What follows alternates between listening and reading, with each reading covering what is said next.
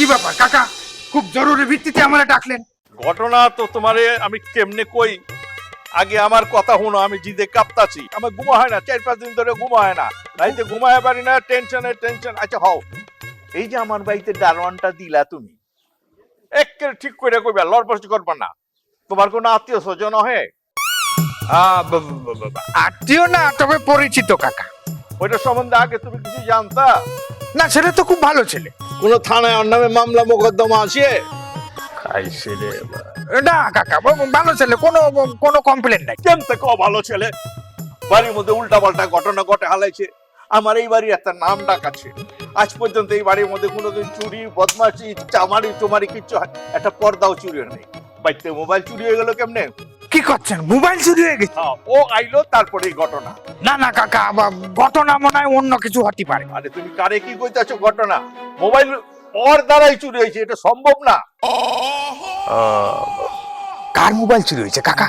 আরে ওই যে দেলোয়ার মোবাইল চুরি হয়েছে। ওই যে বরিশালে দেলোয়ার। হ্যাঁ। কাকা ছেলে তো ভালো ছেলে, কারণ আমার তো সন্দেহ হচ্ছে দেলোয়ার নিজের মোবাইল লুকোয় রাখে এখন ওরে ফাঁসাই দিচ্ছে কিনা। আরে কোন হালা ফাঁসানোর কেউ নাই হ্যাঁ, আমি তো মাইপা ভাড়া দেই, বুঝা ভাড়া দেই, ভালো ভালো মানুষ ভাড়া দেই। তুমি রেশমার জামাইয়ের ঘনিষ্ঠ একজন বন্ধু, তো চিনি ওইভাবে।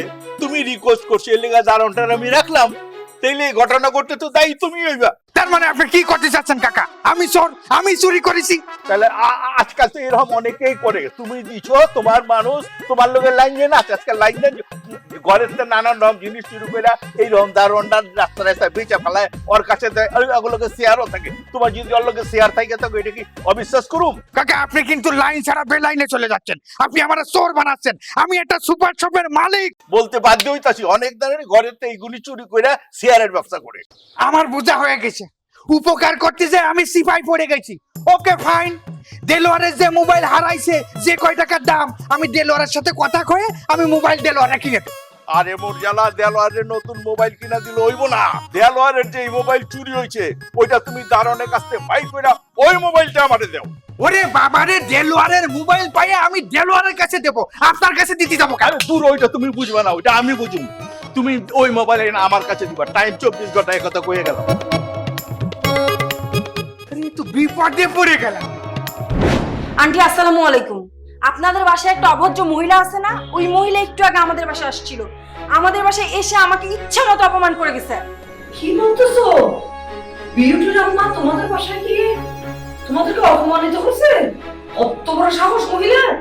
আন্টি শুধু মুরব্বী মানুষ বলে কিছু বলি নাই, যদি নেক্সট টাইম আসে না ইচ্ছা মতো অপমান করে দিব।